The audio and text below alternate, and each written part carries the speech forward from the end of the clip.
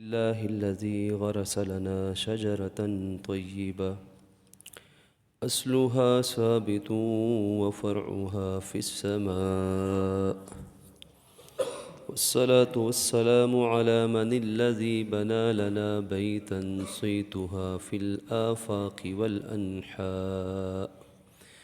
أما بعد، فأعوذ بالله من الشيطان الرجيم. بسم الله الرحمن الرحيم. إنا نحن نزلنا الذكر وإنا له لحافظون. وقال تعالى في مقام آخر: لا إكراه في الدين قد تبين الرشد من الغي، فمن يكفر بالطاغوت ويؤمن بالله فقد استمسك بالعروة الوثقى لا انفصام لها والله سميع عليم.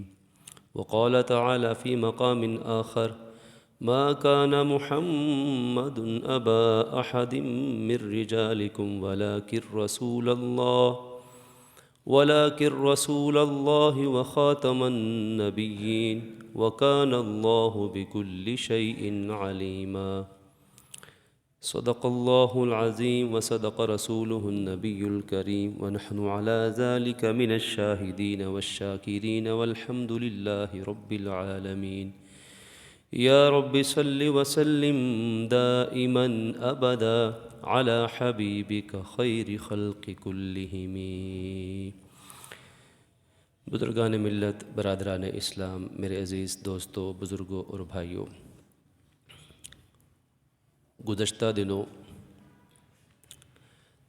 وطن عزیز، وطن پاکستان کے سب سے محترم، سب سے موقر، بلکہ میں کہوں گا اللہ کے گھر میں بیٹھ کر کے سب سے مقدس ادارے سپریم کورٹ آف پاکستان کی طرف سے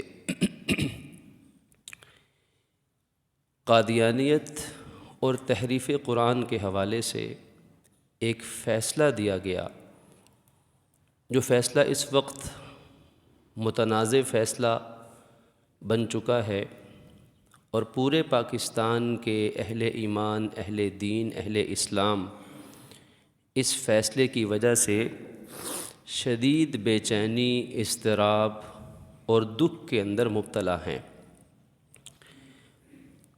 آج کی اس نشست میں اس فیصلے سے متعلق آئینی یا قانونی بات کرنا تو مقصد نہیں، وہ تو ماہرین قانون، ماہرین آئین کا کام ہے۔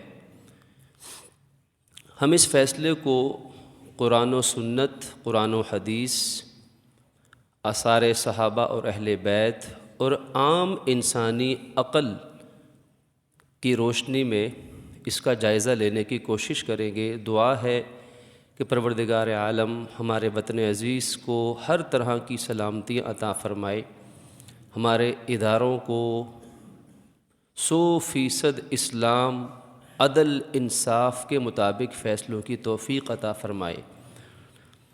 اور یہ گفتگو اس لیے بھی ضروری ہے کہ اس طرح کی متنازع باتیں ملک کے سلامتی کو خطرے میں ڈال دیتی ہیں، اور پھر دشمن ملک قوتیں یا محض جذباتی قسم کے بیانیے ملک کے اندر انتشار، لا قانونیت جیسے خوفناک مسائل کو جنم دیتی ہیں۔ ایک مسلمان کو کیا کرنا چاہیے؟ اپنے وطن سے محبت کرنی چاہیے، اپنے وطن کے موقر، محترم اداروں کا احترام کرنا چاہیے۔ کوئی توڑ پھوڑ، کوئی جلاؤ گھیراؤ، کوئی مار کٹائی، کوئی دنگا فساد، کوئی قانون کو ہاتھ میں لینے کا کوئی طریقہ بھی اپنانا نہ ہی اسلام کے مطابق ہے، نہ ہی آئین اور اس ملک کے مفاد میں ہے۔ لیکن قرآن و سنت کی روشنی میں شعور اور آگہی کے لیے کچھ بیان کرنا بھی عین انصاف، اسلام اور اس ملک کے آئین کے مطابق ہے۔ تو اس ضمن میں چند باتیں اس مختصر سے وقت میں رکھنا چاہوں گا تاکہ ایک عام عوامی شعور مہیا ہو سکے۔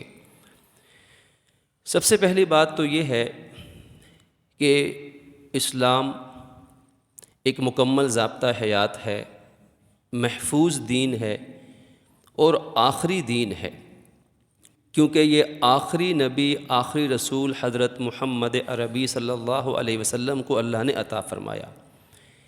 جو کتاب، جو وحی اتری وہ بھی آخری ہے، جو نبی ہیں وہ بھی آخری ہیں، جو دین ہے وہ بھی آخری ہے، جو امت ہے وہ بھی آخری امت ہے۔ یہ اسلام کا دعویٰ ہے جو حضور اکرم صلی اللہ علیہ وسلم کے زمانے سے آج تک اور انشاءاللہ قیامت تک اسی طرح جوں کا توں رہے گا، اس میں بال برابر کوئی تبدیلی نہیں ہو سکتی۔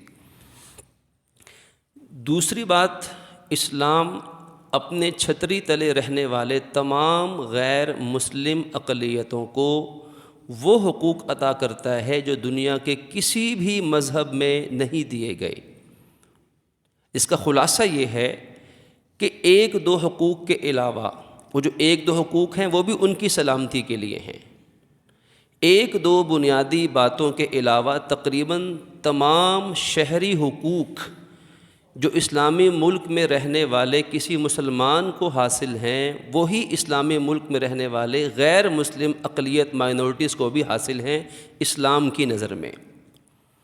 ایک دو ان کو حاصل نہیں ہے، مثلاً غیر مسلم کافر مسلمان کا وراثت میں حقدار نہیں بن سکتا، غیر مسلم کی اور مسلمان کی شادی نکاح نہیں ہو سکتا، کوئی غیر مسلم ملک کی جو کی پوسٹس ہیں، جو سب سے موقر سیٹیں ہیں، وزیر اعظم، صدر، chief justice, chief of army staff, یہ جو سب سے محترم سیٹیں ہیں، کوئی غیر مسلم اس پہ نہیں آ سکتا۔ اس پہ آنے کا مطلب ہے کہ اس ملک کو غیر مسلم کر دینا۔ ان کے علاوہ یہ جو بڑی بڑی باتیں ہیں، ان کے علاوہ تمام معاشرتی اور شہری اور انسانی حقوق جو مسلمان کو حاصل ہیں، اسلام وہی حقوق 1400 سال سے غیر مسلموں کو دیتا آیا، اور آج بھی الحمدللہ وطن پاکستان کے آئین کے اندر وہ حقوق تمام غیر مسلموں کو حاصل ہیں۔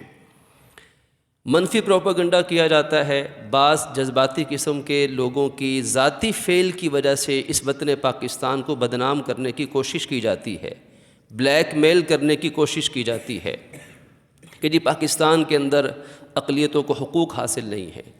ہم یہ بات دعوے سے کر سکتے ہیں اور ماہرین قانون اس کو اچھی طرح ثابت کر سکتے ہیں کہ شاید پاکستان میں جو حقوق غیر مسلم اقلیتوں کو حاصل ہیں، دنیا میں شاید ہی کوئی ایسی مثال ملے گی کہ اتنے حقوق کسی اور ملک میں دیے گئے ہوں۔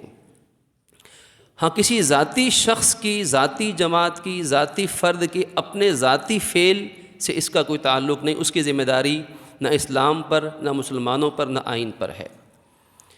تیسری بات یہ ہے کہ یہ بات سمجھنے والی ہے کہ قادیانی اور مرزائیوں میں اور تمام غیر مسلم اقلیتوں میں کیا بنیادی فرق ہے۔ یہاں پہ بات کو بڑے دجل و فریب سے، کمال عیاری اور مکاری کے ساتھ یہاں بات کو گڈمڈ کر دیا جاتا ہے، یا لوگ ناسمجھی میں، اپنے سادے پنے کے اندر، یا باقاعدہ پری پلانڈ اس بات کو گڈمڈ کرتے ہیں کہ بات تو ہوتی ہے عام اقلیتوں کے حقوق کی، لیکن وہ چسپاں کیے جاتے ہیں قادیانیوں اور مرزائیوں پر۔ دونوں میں بڑا فرق ہے۔ دیکھیے، آج پاکستان میں رہنے والا ہر کرسچن، ہر عیسائی برادری سے تعلق رکھنے والا ہمارا انسانی بھائی آدم علیہ السلام کی اولاد میں سے ہے، وہ اپنے مذہب کو اور اپنے آپ کو مسلمان یا اسلام نہیں کہتے۔ اگر آئین پاکستان نے عیسائیوں کو، یہودیوں کو، ہندوؤں کو، سکھوں کو، پارسیوں کو، اگر آئین پاکستان کہتا ہے کہ یہ سب اس مسلمان نہیں ہیں، یہ غیر مسلم ہیں، تو سب اس آئین کو مانتے ہیں۔ کامن سینس کی بات ہے۔ کوئی یہ نہیں کہتا کہ جی آئین کہتا ہے کہ عیسائی غیر مسلم ہے، تو کبھی سنا کسی نے، کسی عیسائی تنظیم نے احتجاج کیا ہو کہ آئین کی ہم اس بات کو نہیں مانتے کہ آئین ہمیں غیر مسلم کیوں کہتا ہے؟ سب مانتے ہیں کہ ہم غیر مسلم ہیں، ہمارا جو مذہب ہے وہ صحیح ہے یا غلط ہے، لیکن وہ اسلام نہیں ہے۔ یہ بھی بڑی عام فہم بات ہے۔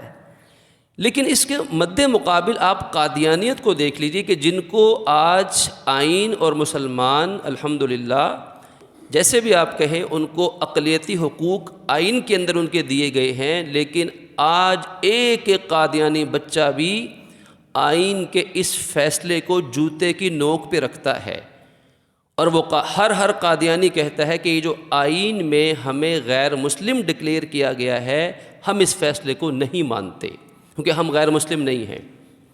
بلکہ وہ جو اردو کا محاورہ ہے، الٹا چور کوتوال کو ڈانٹے، یہ یہاں فٹ آتا ہے۔ قادیانیوں اور مرزائیوں کا، چاہے وہ لاہوری گروپ ہے چاہے وہ ربوے والا گروپ ہے، تمام قادیانیوں کا یہ متفقہ عقیدہ ہے کہ اصل مسلمان معاذ اللہ قادیانی اور مرزائی ہیں۔ اصل مسلمان، اصل مومن، اصل جنت کے حقدار یہ مرزائی اور قادیانی اپنے آپ کو جو احمدی کہتے ہیں، ہم انہیں مرزائی قادیانی کہتے ہیں، وہ اپنے آپ کو اصل مسلمان کہتے ہیں، اور پوری امت مسلمہ کو بشمول تمام مسلمانان پاکستان کو جو کہ قادیانی مرزائی نہیں، ان سب کو غیر مسلم مانتے ہیں۔ اگر میرے کسی بھائی کو یا یہ ویڈیو ریکارڈنگ میں کسی سننے والے کو اگر یہ بات سمجھ نہ آئے اور ثبوت چاہیے تو الحمدللہ ہم اس کے لیے حاضر ہیں، اس بات کو ثابت کرنے کے لیے کہ قادیانی مرزائی نہ آئین پاکستان کو تسلیم کرتے ہیں، نہ ہی اس بات کو مانتے ہیں کہ وہ غیر مسلم ہیں، بلکہ وہ تو یہ کہتے ہیں کہ اصل مسلمان ہم ہیں، جو مسلمان ہیں یہ سب غیر مسلم ہیں۔ اور یہاں ایک بات اگر کسی کو بری لگے تو ان کی مرضی، معذرت ایڈوانس میں چاہتا ہوں، مرزا غلام احمد قادیانی نے تو یہاں تک لکھا ہے کہ جو آدم کو مانے لیکن نوح کو نہ مانے، نوح کو مانے لیکن عیسیٰ کو نہ مانے، نبیوں کی فہرست بتا کے لکھا ہے کہ جو حضرت تمام نبیوں کو مانے لیکن حضور کو نہ مانے، تمام پیغمبروں کو نہ مانے تمام پیغمبروں کو مانے لیکن مجھے مرزا غلام احمد قادیانی کو نہ مانے، وہ نہ صرف یہ کہ غیر مسلم ہے بلکہ پکا کافر ہے، اور یہاں تک اگلی بات، مسجد کا احترام سامنے، لیکن مسئلہ سمجھانے کی مجبوری ہے کہ گالی دے کر کہتا ہے کہ وہ سب تو کنجریوں اور کتیوں کی اولادیں ہیں جو مجھے نہیں مانتے۔ یہ باتیں کون لکھ رہا ہے؟ متنبی قادیان، وہ ملعون، وہ جھوٹا کذاب جو اپنے نبی ہونے کا دعوے دار ہے، جس کو سارے مرزائی قادیانی معاذ اللہ ثم معاذ اللہ اللہ کا آخری نبی اور رسول مانتے ہیں۔ یہ بھی غلط فہمی دور کر دیجئے کہ قادیانی ختم نبوت کو نہیں مانتے، وہ کہیں گے ہم مانتے ہیں ختم نبوت کو۔ قادیانیوں سے بات کریں وہ کہیں گے ہم نے کب انکار کیا ختم نبوت کا؟ وہ کہتے ہیں کہ ہم ختم نبوت کو مانتے ہیں، ہم قرآن کی سورہ احزاب کی آیت نمبر 40 جس میں فرمایا گیا، جو آپ کے سامنے پڑھی گئی اور بار بار خطبے میں پڑھی جاتی ہے کہ محمد تم مردوں میں سے کسی کے والد نہیں لیکن اللہ کے رسول اور آخری نبی ہیں، وہ کہتے ہیں ہم اس آیت کو بھی مانتے ہیں، ہم خاتم النبیین کو بھی مانتے ہیں، ہم ختم نبوت کو بھی مانتے ہیں، لیکن فرق صرف اتنا ہے کہ تم آخری نبی مانتے ہو محمد رسول اللہ صلی اللہ علیہ وآلہ واصحابہ وسلم کو، ہم آخری نبی مانتے ہیں اس مرزا غلام قادیانی کو، ہم خاتم النبیین اسے مانتے ہیں۔ تم ختم نبوت سمجھتے ہو کہ حضور پہ مکمل ہو گئی، ہمارا عقیدہ ہے کہ ختم نبوت مرزا غلام قادیانی پہ ختم ہوئی ہے۔ تم کہتے ہو اس آیت میں خاتم النبیین سے مراد وہ اللہ کے رسول ہیں جو مکہ مکرمہ میں پیدا ہوئے تھے، جو پوری امت جن کو اپنا نبی رسول مانتی ہے، تم ان کو اس آیت میں مستحق سمجھتے ہو اس لقب کے، ہم اس مرزے کانے کو، دجال کو، اس کو ہم آخری نبی مانتے۔ فرق یہ ہے۔ تو قادیانیت کا تو یہ دعویٰ ہی نہیں ہے، قادیانیت تو پاکستان کے آئین، پاکستان کے قانون اور اسلام کے قانون کو اس نے کبھی تسلیم ہی نہیں کیا۔ تو پھر وہ سارے اقلیتوں کے حقوق جو اسلام نے دیے، جو ہمارے آئین پاکستان نے دیے، جن حقوق کو ہر مسلمان مانتا ہے، مجھے پورے پاکستان میں کوئی ایک مسلمان بچہ دکھا دیں کہ جو مسلمان بچہ یہ کہتا ہو کہ جی میں اقلیتوں کو وہ حقوق نہیں دینا چاہتا، میں ان کے وہ حقوق نہیں مانتا جو اسلام نے دیے ہیں، وہ تو مسلمان نہیں رہے گا، سیدھی سی بات ہے۔ لیکن یہ حقوق ان اقلیتوں کے لیے ہیں جو واقعتاً اپنے آپ کو اقلیت سمجھیں اور اپنے آپ کو یہ مانے کہ ہم اسلام، ہمارا مذہب اسلام نہیں ہے۔ تو یہاں ایک بہت بڑی غلط فہمی، بڑے بڑے لوگوں کے اندر پائی جاتی ہے، چاہے وہ دانستہ ہے چاہے وہ غیر دانستہ ہے۔ قادیانیت اور چیز ہے، عیسائیت اور کفر دنیا کا بالکل جدا گانا چیز ہے۔ ہمیں کسی غیر مسلم سے کوئی تکلیف نہیں، وہ اپنے مذہب کے مطابق عمل کرتا ہے۔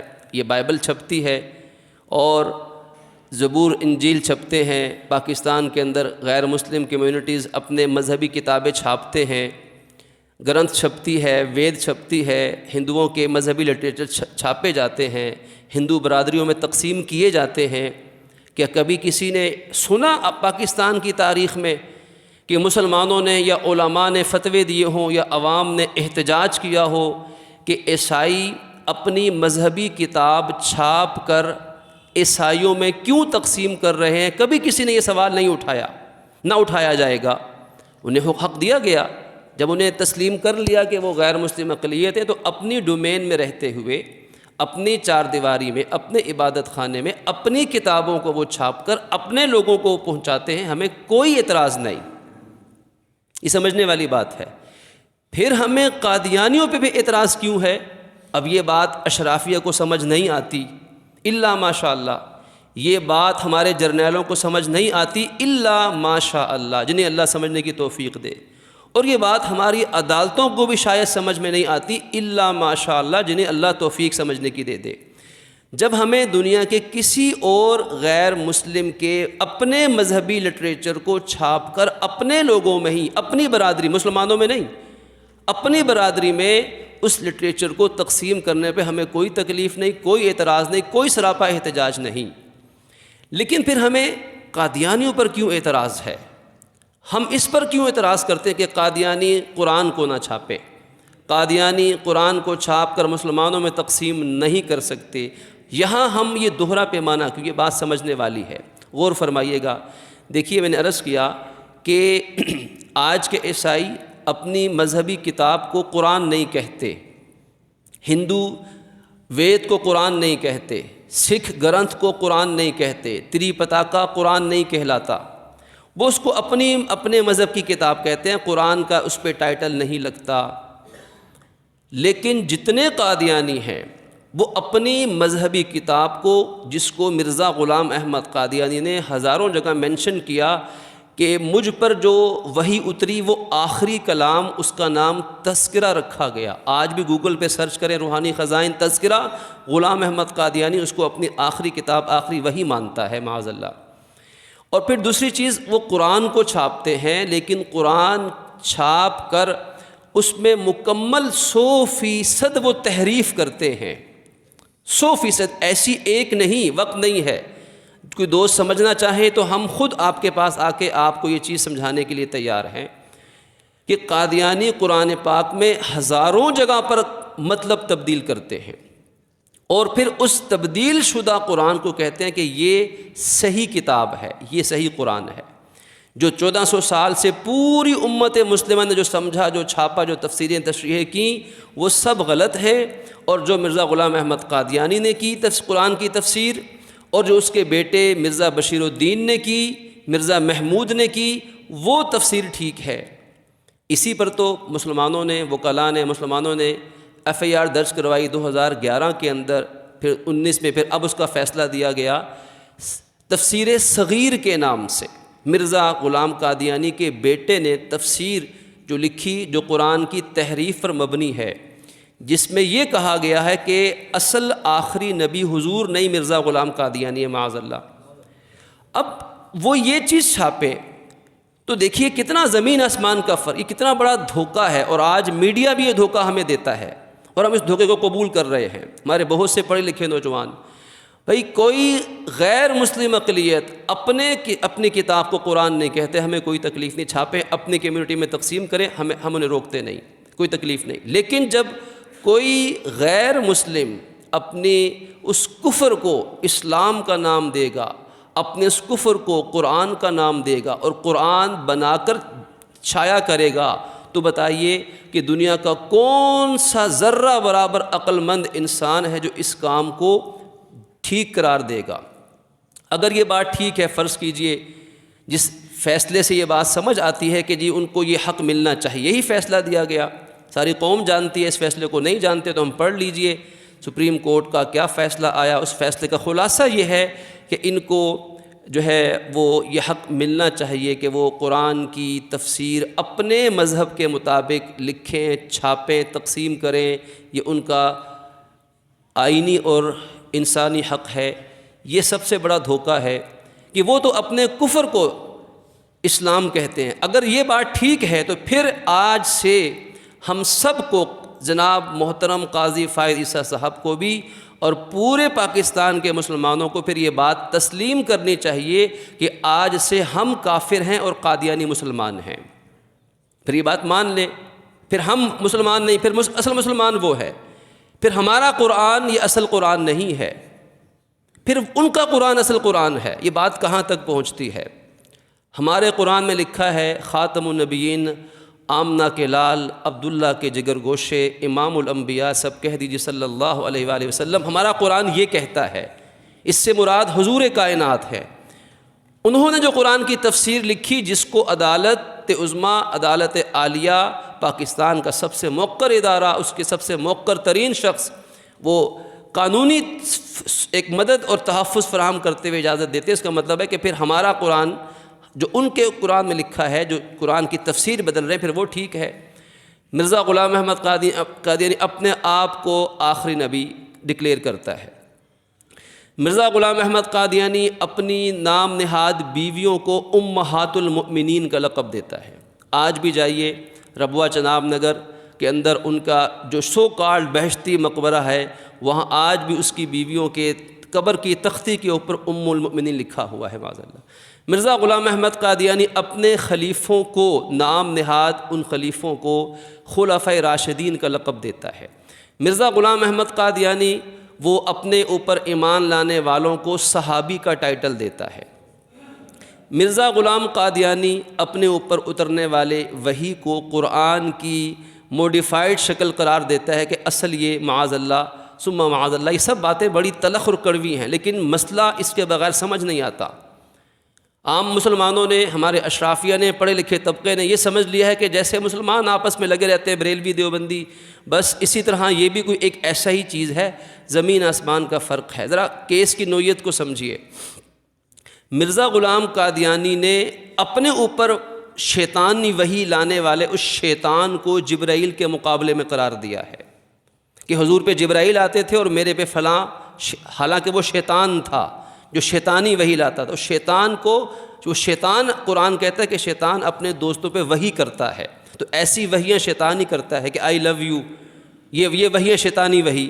تو اس نے اس فرشتے کو جو شیطان ہوگا اس کو جبرائیل کے مقابلے میں لا کھڑا کیا۔ کون سا وہ لقب ہے، کون سی وہ بات ہے جو اسلام کی علامت ہے اور قادیانیوں نے چوری کر کے دن دہاڑے ڈاکے ڈال کر اسلام پر اپنے مذہب کے لیے چسپاں نہیں کی؟ ہم نے کہا کہ جہاں ہمارے مدنی آقا پیدا ہوئے وہ کائنات کی سب سے پاک سرزمین مکہ مکرمہ ہے۔ مرزائیوں نے کہا کہ نہیں، مکہ مکرمہ وہ ہے معاذ اللہ جہاں یہ قادیان میں، انڈیا میں جہاں یہ مردود پیدا ہوا۔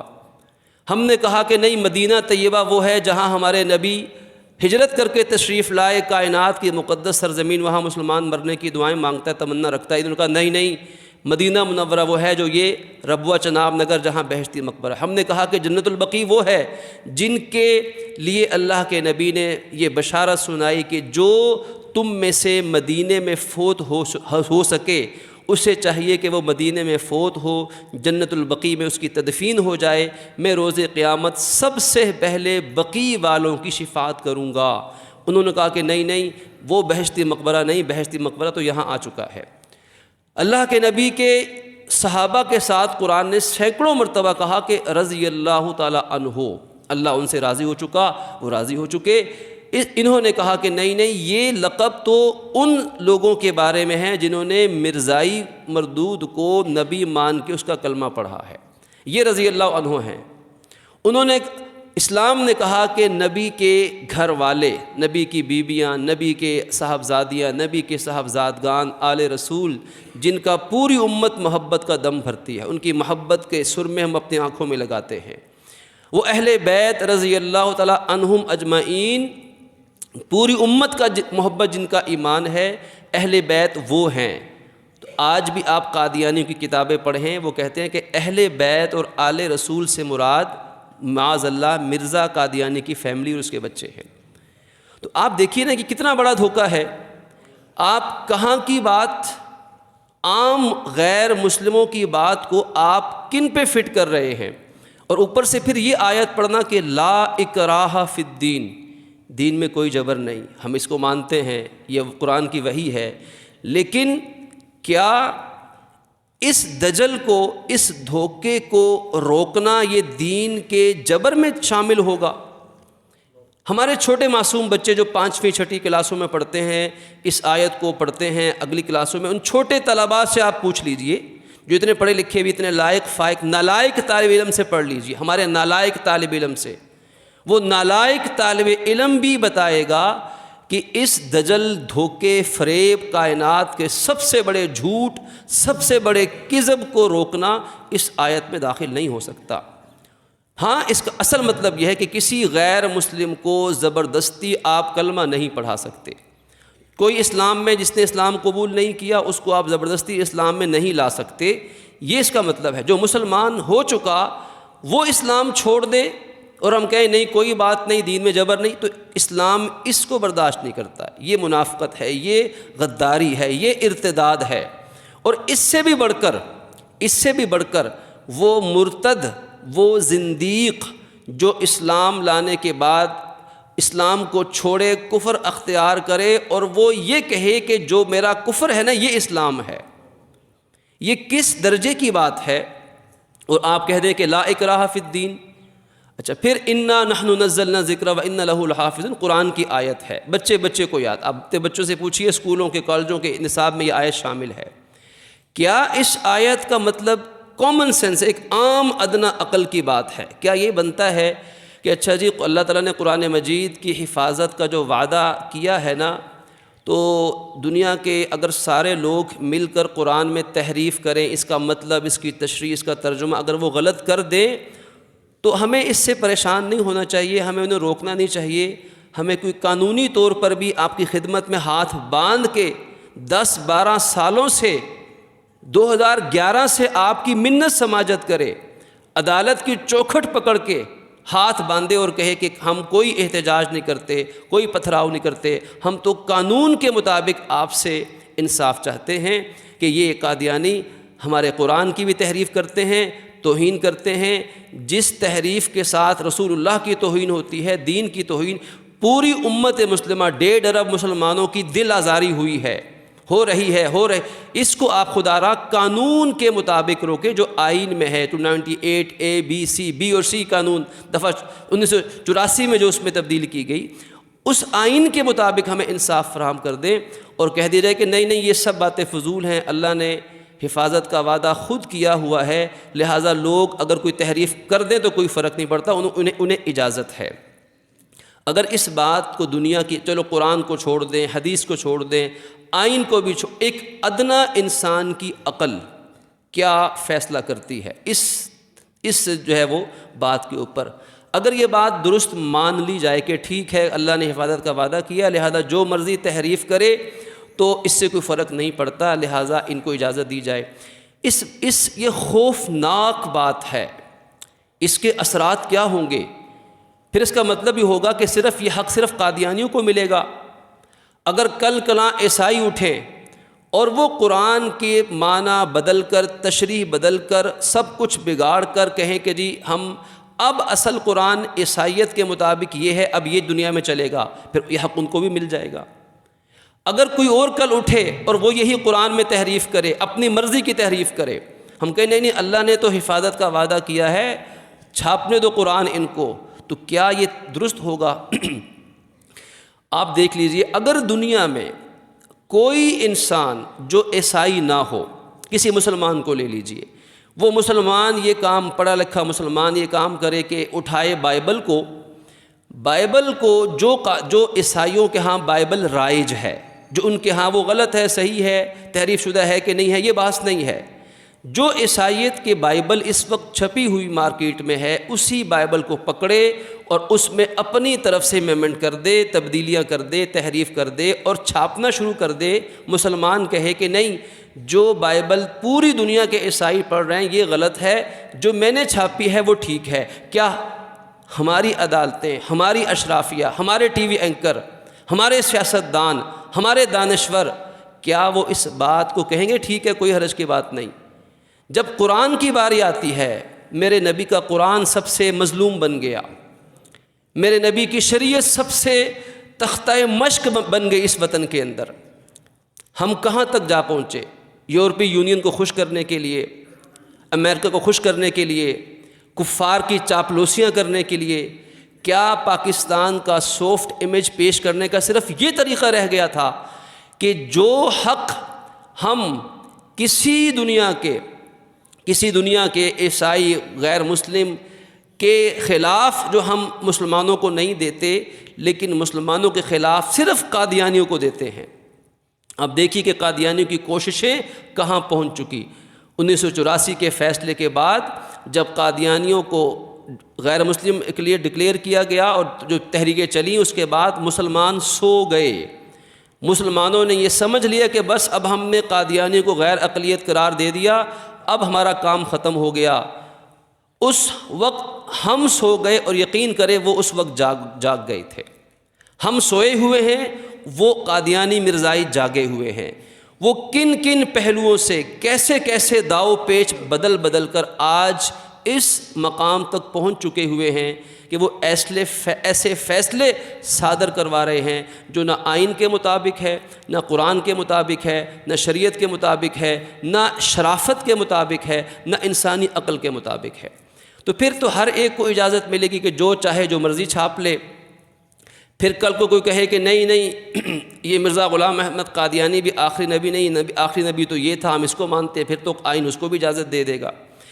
پھر اسی طریقے سے آپ دیکھیے قانون کے اندر پرسونیشن کی سزا موجود ہے کہ اگر کوئی شخص ایک عام شہری ہے، ایک عام شہری، وہ عام شہری اس کے مقابلے میں ایک شخص اٹھتا ہے، مثلاً آپ کا نام عبداللہ ہے، آپ کا نام عمر ہے، آپ کا نام فاروق ہے، کوئی نام ہے، اور وہ آپ کی جو آئیڈینٹی ہے، جو آپ کی شناخت ہے، اس کو اپنے لیے استعمال کرتا ہے کہ نہیں فلاں کا بیٹا، فلاں کا باپ، فلاں کا بھائی، فلاں کا شوہر جو آپ ہے، وہ کہتا ہے وہ آپ نہیں، وہ میں ہوں، اور وہ طریقہ استعمال کر کے وہ اپنا آئی ڈی کارڈ بھی بنوا لے اور پھر وہ آپ کے نام پر آپ کی ساری جائیداد بھی ہتھیا لے، سارے ظلم ستم بھی کرے۔ تو پوری دنیا کے اندر ایسا کرنا قانوناً جرم ہے۔ ایک عام شخص چہ جائے کہ ایک چیف جسٹس صاحب ہوں اور کوئی پاکستانی شہری اٹھے کہ میں Qazi Faez Isa chief justice of Pakistan supreme court میں ہوں، اور وہ اپنے ساتھ وہ سارے ٹائٹل لگا لے اور پھر وہ پوری سپریم کورٹ بھی پیسے والا شخص ہو، وہ ایسی بلڈنگ بھی بنا لے اور وہاں بیٹھ کے وہ فیصلے بھی کرنا شروع کر دے کہ میں ہوں چیف جسٹس اور میں ہوں، یہ میری عدالت سپریم کورٹ ہے، میں ہوں چیف آف آرمی سٹاف، میں ہوں پرائم منسٹر آف پاکستان۔ اور وہ جیلی شخص، 2 نمبر دھوکے باز، فراڈیا اور مکار و عیار اگر یہ کام شروع کر دے تو بتائیے دنیا کی کون سی عدالت، دنیا کا کون سا انصاف، دنیا کا کون سا شخص اس کام کو آئینی تحفظ فراہم کرے گا؟ نہیں، یہ اس کو آزادی حاصل ہے۔ تو کیا رسول اللہ کی عزت ایک عام شخص سے بھی ہمارے نزدیک کم ہو گئی ہے؟ کیا قرآن کی عزت اور قرآن کا تحفظ جو عام قصے اور ناول لکھے ہوتے ہیں، کیا قرآن کی حیثیت اس سے بھی کم ہو گئی ہے؟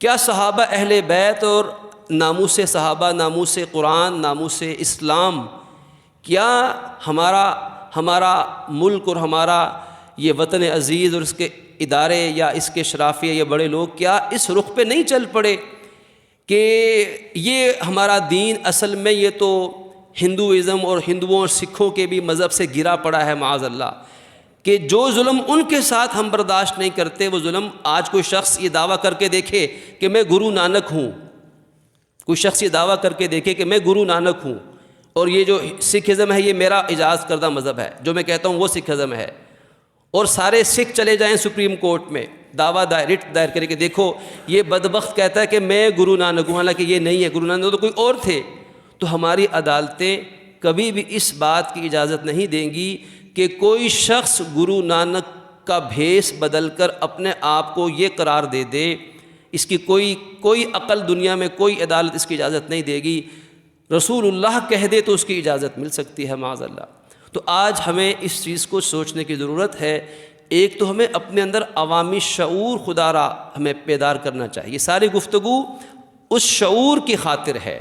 ہماری عدالتیں، ہمارے ججز، ہمارا یہ ملک، ہمارا یہ آئین، یہ بہت قابل احترام ہے۔ ہم ایک پتھر بھی اٹھا کر کسی کو مارنے کے قائل نہیں ہیں۔ ہم قانون کی ادنیٰ شک کے خلاف جانے کے لیے ہمارے علماء، ہمارے اکابرین وہ اجازت نہیں دیتے۔ یہ ملک اسلام کے نام پر بنا، اس ملک میں انصاف ہونا چاہیے، عدل ہونا چاہیے، امن ہونا چاہیے، غیر مسلموں کے ساتھ اچھا برتاؤ ہونا چاہیے۔ جو رسول اللہ نے غیر مسلموں کو حقوق دیے وہ ملنے چاہیے، لیکن اس کا مطلب یہ نہیں ہے کہ آپ جو چاہے کریں، قرآن، حدیث، فرمان نبوی ہر چیز کو بدل دیں، اور خود بھی آپ جانتے ہیں کہ یہ بات انصاف کے متصادم ہے۔ اللہ آپ کو بھی سوچنے کی توفیق دے ایسے فیصلوں سے پہلے کہ آخر ہم نے بھی قبر میں اترنا ہے۔ رسول اللہ کے سامنے جب ہم پیش ہوں گے تو ہم کس منہ سے پیش ہوں گے، اور پوری قوم اگر اس پہ خاموش رہتی ہے تو پھر یہ قوم کس منہ سے رسول اللہ کے سامنے پیش ہوگی؟ یہ کسی عام بندے کا فیصلہ نہیں، کسی ممبر محراب پہ ہونے والی تقریر نہیں جو 5 لوگوں نے سنی اور 5 نے ہوا میں اڑا دی۔ یہ سپریم کورٹ پاکستان کا سب سے موقر ادارہ، اس کا فیصلہ ہے۔ اللہ پاک ان بڑوں کو اپنے فیصلوں پہ نظر ثانی کی توفیق دے، اور جو ہمارے وکلاء برادری کے احباب، جو مسلمان اپیل میں جا رہے ہیں اور کوشش کر رہے ہیں کہ اس فیصلے کو صحیح منہج پہ لایا جائے، انصاف فراہم کیا جائے، اللہ ان کی مدد و نصرت فرمائے۔ اور اگر ہم ان کے لیے کچھ نہ کر سکیں تو کم از کم ہم ان کے لیے دعا مانگیں، ان کی اللہ کی مدد اترے اور یہ ملک انتشار سے اور خلفشار سے محفوظ رہے۔ وآخر دعوانا ان الحمد للہ رب العالمین۔